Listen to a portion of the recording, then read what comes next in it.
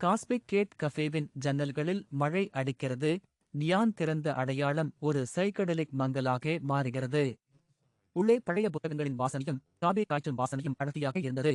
Doctor அன்யா சர்மா இறுக்கமாக புழங்கிய முடி மற்றும் மழையில் வழவழப்பான ஒரு ட்ரெஞ்ச் கோட் அணிந்த கனமான கதவை தள்ளி திறக்கிறார். மேலே உள்ள மணி ஒரு சோகமான ராகத்தை ஒலிக்கிறது.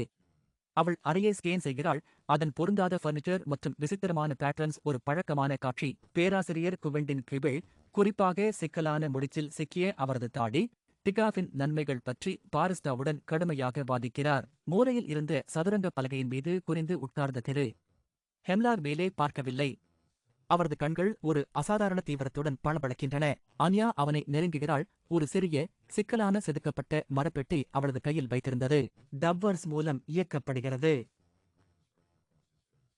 அன்யா பெட்டியை மேசையில் வைக்கிறாள். அன்யா தயங்குகிறாள். கஃபில் சுற்றி பார்க்கிறாள். மிஸ்டர் ஹெம்லாக் மெல்லிய உருமல் சத்தத்துடன் சிரிக்கிறார். அவர் பெட்டியை நோக்கி செல்கிறார். அவரது விரல்கள் எதிர்பார்ப்பில் குலுங்குகின்றன. அன்யா அவன் பார்வையை சந்திக்கிறாள். அவளது கண்கள் கடுமையாக மாறின. திரு ஹெம்லாக் தனது நாற்காலியில் சாய்ந்து சிந்தனையுடன் தனது தாடையை தடவுகிறார். அவர் சீவு மில்கிறது.